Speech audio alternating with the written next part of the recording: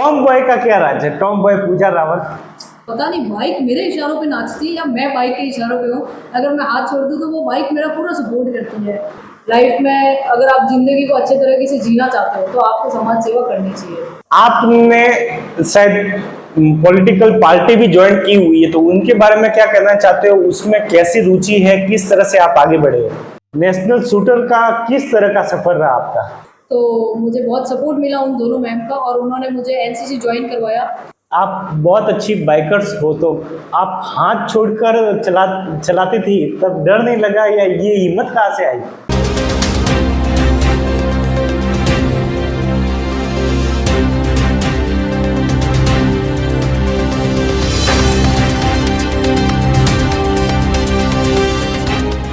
नमस्कार साथियों, मारवाड़ लाइव में आपका पुनः स्वागत है। हम हमारा मोनो लेकर चलते हैं कि जो भी इस मारवाड़ की भूमि में जिन्होंने अपने हुनर के दम पर कुछ किया हो, उनको हम मारवाड़ लाइव के द्वारा आगे लाएंगे।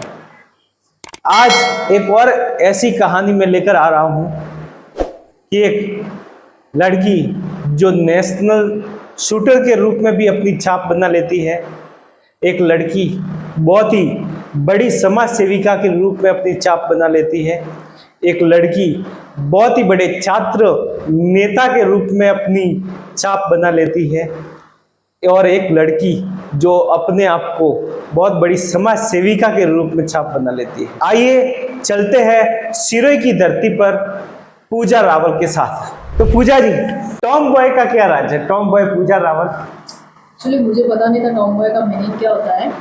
मेरे सीनियर थे जिसका नाम जिक्र करना चाहते हैं, जिनका नाम है खुशनूर, जो आज सिरोही में सुप्रसिद्ध पढ़ी लिखी चाय के नाम से बहुत ही फेमस हो चुके हैं। उन्होंने स्कूल टाइम में मेरे को ये नाम दिया था कि यू लाइक, मतलब आप के लिए टॉम बॉय नाम बहुत सही रहेगा। तो मुझे भी उस नाम का कोई मीनिंग पता नहीं था। घर पे आए, डिक्शनरी में देखा तो टॉम बॉय का मीनिंग देखा, तो टॉम बॉय का मीनिंग वो है जो एक लड़की है और जो लड़कों की तरह रहती है, लड़कों की तरह कपड़े पहनना, उनकी तरह ट्रीट करना। मतलब एक खिलाड़ी होते हैं, उस खिलाड़ी को टॉम बॉय नाम दिया जाता है एक लड़की को। तो आपने कैसे मतलब अपने आप को ढाला एक छात्र नेता के रूप में? जब भी कोई प्रॉब्लम होती है, जब हमें कोई बताता है कि यार ये प्रॉब्लम है, तो ठीक है, अपनी प्रॉब्लम और उनकी प्रॉब्लम सेम ही होती है, लेकिन अपने अंदर वो कैपेबिलिटी होती है कि हम उस प्रॉब्लम को सॉल्व कर सके। और अगर अपने को कोई नाम देता है कि यार चलो हाँ ये हमारे काम आ रहा है, बहुत सही है ये वो, तो ठीक है, हमें लगता है कि हाँ उनके काम आ रहा है बस। और अगर हम सिर्फ उनके काम आ रहे हैं और अगर हमें कोई बहुत बड़ा पद दे देता है तो वो डजंट मैटर कि हम उसके लायक है या नहीं है, बट काम हमेशा दूसरों के लिए आना चाहिए। आप अपने आप को समाज सेविका के रूप में कैसे देखते हो? समाज से मतलब जुड़े रहना, मतलब मेरे को क्या, बचपन से मैंने मदर टेरेसा को देखा है, जो मतलब उनको हमेशा से मैंने पढ़ा उनके बारे में, उनकी जीवनी के बारे में। तो मुझे लगता है कि वो जिस तरह से वहाँ बाहर विदेश से आकर यहाँ भारत में भी उन्होंने बहुत सारी मदद की लोगों की। तो मुझे लगता है कि एक जो मनुष्य का जीवन है, वो जीवन हर कोई जीता है। खुद के लिए तो हर कोई जिएगा, खुद के लिए गाड़ी खरीदेगा, खुद के लिए बंगला भी बना देगा, खुद के लिए सब कुछ करेगा, लेकिन जो दूसरों के लिए करेगा और जो सुकून उसको मिलेगा ना, वो सुकून मतलब कहीं नहीं है। मुझे ऐसा लगता है कि समाज सेवा बहुत ज़रूरी है। अगर आप एक लाइफ में अगर आप जिंदगी को अच्छे तरीके से जीना चाहते हो तो आपको समाज सेवा करनी चाहिए। आपने शायद पॉलिटिकल पार्टी भी ज्वाइन की हुई है, तो उनके बारे में क्या कहना चाहते हो? उसमें कैसी रुचि है, किस तरह से आप आगे बढ़े हो? पॉलिटिकल लाइफ एक ऐसी लाइफ है कि हर एक राजनीति में क्या होता है कि राजनेता वो इसलिए आगे आता है कि वो यहाँ अपने यहाँ पे बदलाव लाना चाहता है, कि हर तरह से मैं बदलाव लाना चाहता हूँ। जैसे वो चाहे कोई भी पार्टी हो, कांग्रेस पार्टी हो, बीजेपी पार्टी हो, वो सिर्फ बदलाव लाने के लिए आगे आते हैं एक राजनीति के रूप में, और हम उन्हें चुनते हैं कि यार ये हमारा राजनेता है, हमारे यहाँ बदलाव लाएगा वगैरह। लेकिन आजकल वो नहीं हो रहा है। आजकल सिर्फ पॉलिटिक्स एक नाम हो गया है। आजकल राजनीति से हर कोई डरता है, और एक समाज सेविका जो होता है, समाज की जो सेवा करेगा, वो तो डेफिनेटली डरेगा कि कहीं राजनीति हमारे साथ ना हो जाए, कि हम पता नहीं समाज सेवा कर रहे हैं और हमारे ऊपर भी कोई उल्टा कलंक ना आ जाए कि यार नहीं ये तो सिर्फ राजनीति के लिए समाज सेवा कर रहे हैं, या कोई और नाम ना दे दे उसको। नेशनल शूटर का किस तरह का सफर रहा आपका? नेशनल शूटर की मेरी कहानी बहुत ही अमेजिंग है। मतलब मुझे खुद को हंसी आती है कि मतलब कैसे मैंने उसको हैंडल किया, वो मुझे ही पता है। एक्चुअली क्या हुआ था कि एनसीसी सिरोही में एक ही स्कूल में थी, और उस स्कूल का नाम है government girls senior secondary school Sirohi. अब मुझे ना एनसीसी का इतना बड़ा जुनून था मेरे मतलब माइंड में कि बस मुझे एनसीसी करना है, क्योंकि मुझे उस वर्दी से बहुत ज़्यादा प्यार था और उस वर्दी के लिए मुझे एनसीसी ज्वाइन करना ही था। तो जब 15 अगस्त 26 जनवरी पे परेड वगैरह होती थी तो हम लोग पैवेलियन जाते थे, तो पैवेलियन में उन वर्दी वालों को देखना, उनकी परेड देखना, मतलब एक एप्रिशिएट मेरे को मतलब बहुत ज़्यादा मोटिव फील होता था। तो मैंने घर पे आके मम्मी को बोला कि मम्मी मेरा 8th पास आउट हो गया, अब मुझे 9th में एडमिशन लेना है और गर्ल्स स्कूल में लेना है। तो मम्मी ने बोला नहीं, तुझे एडमिशन हम प्राइवेट स्कूल में करवाएंगे। तो मम्मी वगैरह गए और आदर्श विद्या मंदिर में मेरा एडमिशन करवाया और मैंने किसी और को मतलब साथ में लेके गए भैया को और गर्ल्स स्कूल में एडमिशन करवा दिया। तो मम्मी बोले कि तुझे गर्ल्स स्कूल जाना, मैंने कहा नहीं मम्मी अब मेरे को तो गर्ल्स स्कूल जाना है। तो मम्मी ने कहा क्यों, मैंने कहा बस मुझे एनसीसी चाहिए। मम्मी ने मतलब बहुत डांटा, पढ़ना लिखना तो है नहीं और बस ये पता नहीं क्या है एनसीसी वगैरह में क्या रखा है। मैंने कहा मम्मी एनसीसी मेरा एक जुनून है, आप मुझे प्लीज़ इसमें जाने दो। तो मम्मी ने ठीक है मतलब थोड़ी से टाइम बाद वो मान गए, फिर ठीक है मुझे गर्ल्स स्कूल में भेजा। गर्ल्स स्कूल में फिर जाने के बाद में मुझे एनसीसी ज्वाइन करना था। तो मैम ने सारे बच्चों को इकट्ठा किया। अब मतलब सारे बच्चों से पूछा गया कि आप लोगों के अंदर क्या क्या, आपको सिंगिंग आती है क्या, डांसिंग आती है, आपको स्पीच आता है। और मेरे को ना डांसिंग आता था, ना सिंगिंग आता था, ना स्पीच देना आता था, मुझे तो कुछ भी नहीं आता था। तो मैंने कहा अब तो मेरा नाम एनसीसी में आने से रहा, अब मैं क्या करूँ, मतलब कैसे मैं एनसीसी ज्वाइन करूँ। तो मैंने मैम से बहुत रिक्वेस्ट की, मैम प्लीज़ मुझे एनसीसी ज्वाइन करना है। तो मैम ने कहा आप ज्वाइन करके क्या करोगे। मैंने कहा मैम जो एनसीसी के अंदर जो होता है वो मुझे पार्टिसिपेट करना है वहाँ पे, जैसे फायरिंग होती है, परेड होती है। तो मैम ने कहा उसके लिए आपको थोड़ा बहुत कल्चर भी आना चाहिए, जैसे सिंगिंग, डांसिंग, पेंटिंग वगैरह। मैंने कहा मैम प्लीज़ थोड़ा। तो मैम ने मुझे बहुत सपोर्ट किया। उस समय मेरे मैम थे कुसुम मैम और शकुंतला यादव मैम। तो मुझे बहुत सपोर्ट मिला उन दोनों मैम का और उन्होंने मुझे एनसीसी ज्वाइन करवाया। ज्वाइन करवाने के बाद सिर्फ 10 दिन का कैंप था, तो जो मुझे घर से 10 दिन की तो परमिशन मिल चुकी थी कि 10 दिन के लिए तो चलो जा सकते हो, ठीक है।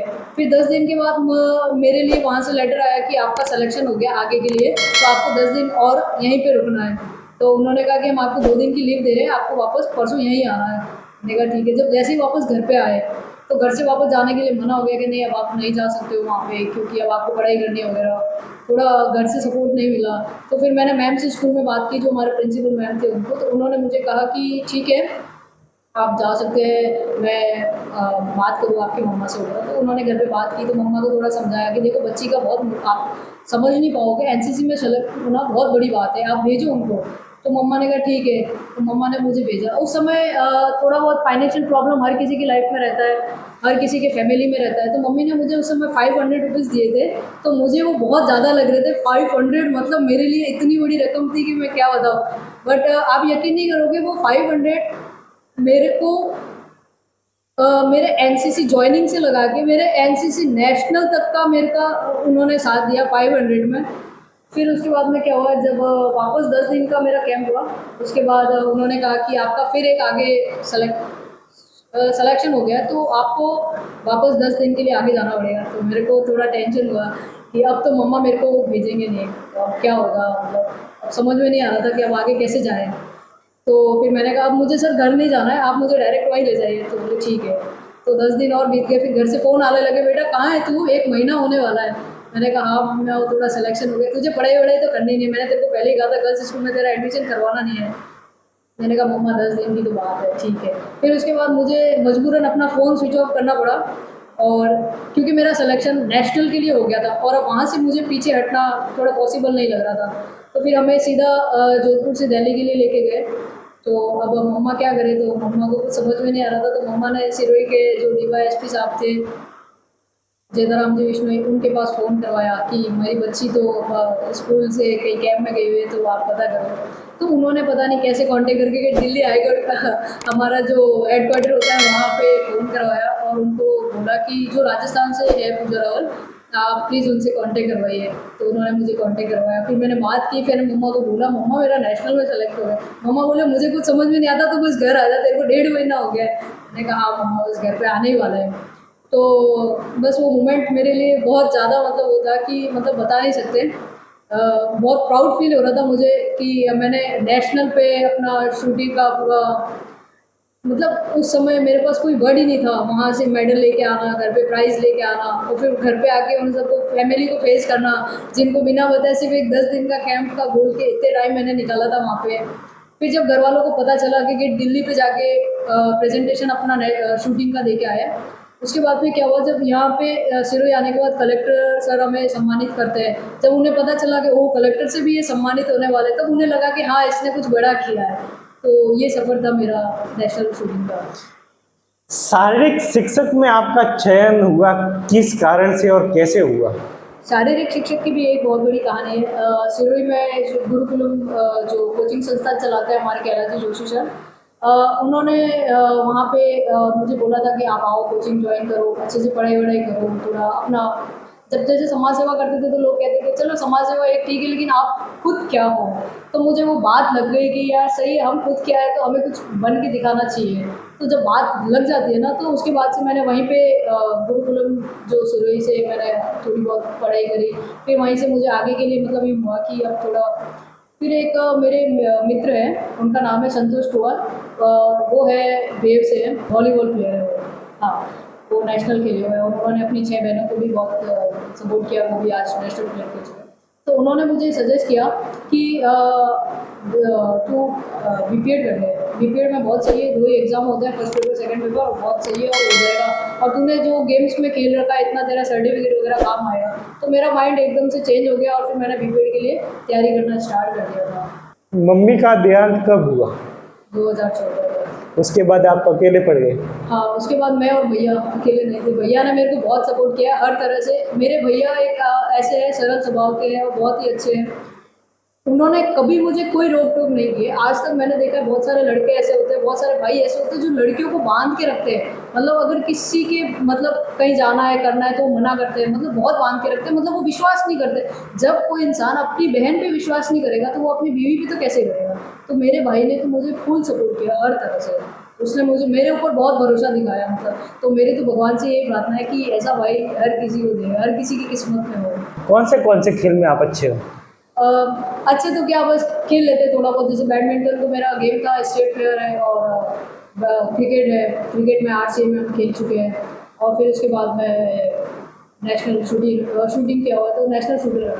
आप क्या चाहते हो कि पूजा रावल को किस वजह से लोग पहचाने?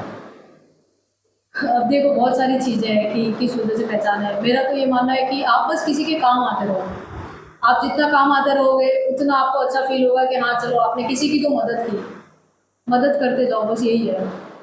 जीवन में प्रत्येक मोड़ पर हर किसी के जीवन में स्ट्रगल का समय आता है, आपने कौन सा स्ट्रगल देखा है? अब देखो बस अगर आप अपनी लाइफ में स्ट्रगल देखोगे तो स्ट्रगल ऐसा है कि कभी भी आ सकता है, कहीं भी आ सकता है, उसका कोई टाइम नहीं होता, या पहले से कोई आपके पास लेटर पेड नहीं आएगा कि आपके पास दुख आने वाला है। बस आप ये है कि उस चीज़ को या जो भी दुख आ रहा है आपके पास, आप उसको हैंडल करना सीख जाओगे। जब आप खुद के पैरों पर खड़े होना मतलब सीख जाओगे ना, तो मेरे को नहीं लगता है कि आपको फिर कोई प्रॉब्लम लगेगी। स्ट्रगल तो जब मेरे पापा एक्सपायर हो गए थे तो इतना समझ में नहीं आता था कि पापा एक्सपायर हुए, क्योंकि छोटी सी उम्र में क्या समझेगा इंसान कि पापा फादर कहाँ है। जब किसी को पूछते थे कि कोई मेरे को पूछता था कि आपके पापा कहाँ हैं, तो ऐसे बोलते थे कि पापा तो बस बाहर है, अभी आ जाएंगे कुछ दिनों में। फिर जैसे जैसे बड़े हुए तो पता चला कि पापा तो है नहीं अब दुनिया में, जब समझ में आया था। और फिर उसके बाद काफ़ी बड़े हो गए तो अच्छी फैमिली थी, फैमिली के साथ टाइम भी अच्छा स्पेंड हो रहा था। फिर एक ऐसा हादसा होता है कि एक ही हादसे में मतलब पूरा परिवार पूरा बिखर ही जाता है। जैसे मेरी दीदी लाइक दैट, मतलब वो बहुत अच्छे लेवल पे थे और एकदम से ऐसा हादसा हुआ हमारे साथ कि दीदी के जाने के बाद पूरा परिवार टूट गया। क्योंकि दीदी के जाने के बाद ही हमने मम्मी को खो दिया, क्योंकि वो इतना ज़्यादा डिप्रेशन में रहे मम्मा कि वो मतलब कुछ बात शेयर ही नहीं कर पाए किसी के साथ में कि आप बेटा ऐसा मेरे साथ ऐसा हो रहा है या ऐसा हो रहा है, मतलब किसी को बात नहीं करना ही एक डिप्रेशन का शिकार हो गए और अपना जीवन भी उन्होंने वहीं पे ख़त्म कर दिया। तो कई बार ऐसा होता है, मतलब पिताजी जाने के बाद आपके मदर ने क्या कार्य किए? मम्मा ने सिर्फ एक ही बात हमको सिखाई थी कि अगर आज मैं पढ़ी लिखी होती तो शायद कहीं और काम नहीं करना पड़ता। और मुझे बहुत प्राउड फील होता है मेरी मम्मा पे कि मुझे नहीं लगता कि वर्ल्ड में ऐसी कहीं मम्मा किसी को मिलेगी जो तीनों बच्चों को पढ़ाना, और जो काम नहीं आने के बावजूद भी उन्होंने कभी खुद से शिकायत नहीं की कि पैसा कमाने के लिए मैं पढ़ी लिखी नहीं हूँ या मैं क्या करूँ या मुझे कोई जॉब नहीं आता या वो नहीं आता या मैं क्या काम कर सकती हूँ। उनके पास जो हुनर था, उनके पास एक ही हुनर था, खाना बनाने का।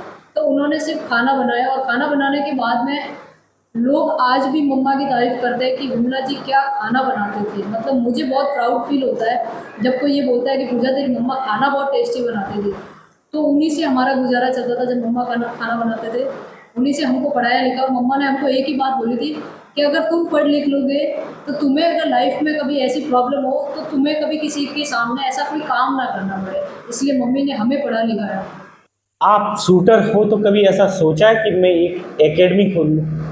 नहीं, मैंने ऐसा कभी नहीं सोचा। और अगर मेरे जो मन में थॉट आता है वो ऐसा आता है कि एक बार मेरा बहुत अच्छे से करियर सेट हो जाए, अगर मेरे पास जो भी एक्स्ट्रा मनी होगा वो सब मेरे को ना ऐसा कुछ अकेडमी खोलना है जिसमें सारे गेम्स हो और वो फ्री ऑफ कॉस्ट हो और उनसे बच्चे सीखें। क्योंकि मैंने बहुत कुछ फेस किया, मेरे पास कोई इक्विपमेंट नहीं था। मुझे ऐसा लगता था कि यार ये होना चाहिए, वो होना चाहिए, मतलब कोई सपोर्ट नहीं था।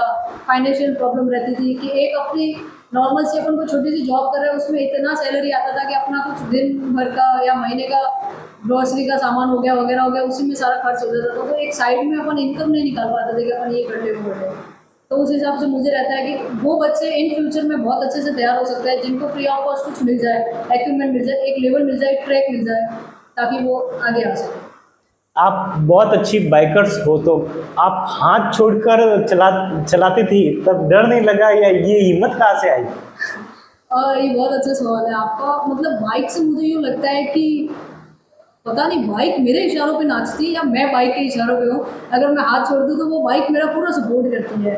मतलब बाइक से मुझे बहुत लगाव है, बहुत हद से ज़्यादा। मतलब कोई समझ ही नहीं पाएगा कि मुझे इतना लगाव कैसे बाइक से। अभी मैंने जोधपुर रिसेंटली में एक्सट्रीम बाइक राइडर का पूरा ग्रुप है, उनके साथ एक राइड किया था बहुत छोटा सा इंडिपेंडेंस डे पे 15 अगस्त। तो मुझे बहुत अच्छा फील हुआ, उनके साथ बहुत अच्छी अच्छी बाइक्स थी। उन बाइक्स को देख के मतलब एक ऐसा जुनून था कि मतलब, और बाइक की आवाज़ वगैरह, मतलब बाइक से एक अलग ही मेरा रिश्ता है। ऐसा लगता है कि मेरा पहला प्यार मेरे बाइक है।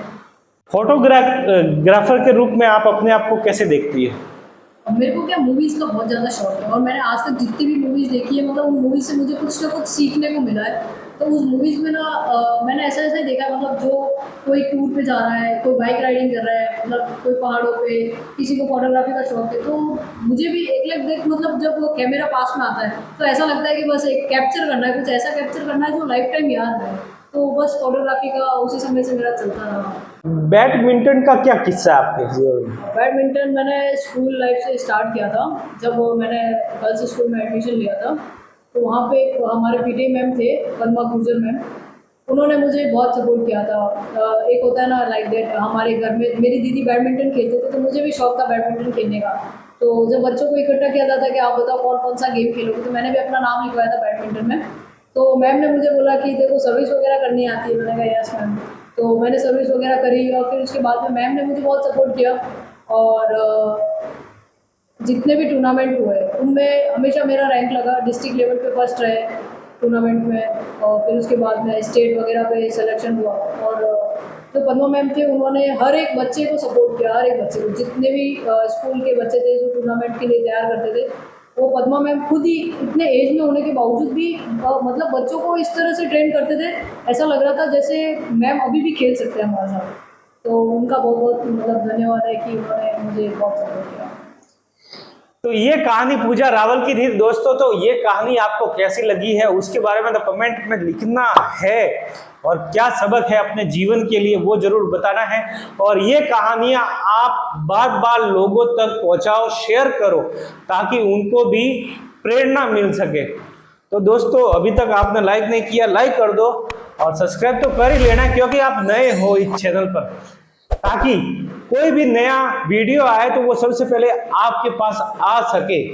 तो हमारा मोनो यही है कि ऐसी प्रतिभावान जो भी हमारी शख्सियत है अनमोल धरोहर है, और हम जौहरी का काम करते हैं भाई साहब, क्योंकि हम जौहरी का काम करेंगे तो ऐसे नगीने बाहर आएंगे और उनसे लोग प्रेरणा ले सकते हैं। तो मेरे साथ मौजूद थे राहुल भाई थिंगोर डीओपी के रूप में, और मैं आपका एंकर दिनसा मारवाड़ी। फिर मिलेंगे किसी नए मोड पर नई कहानी के साथ। Good bye.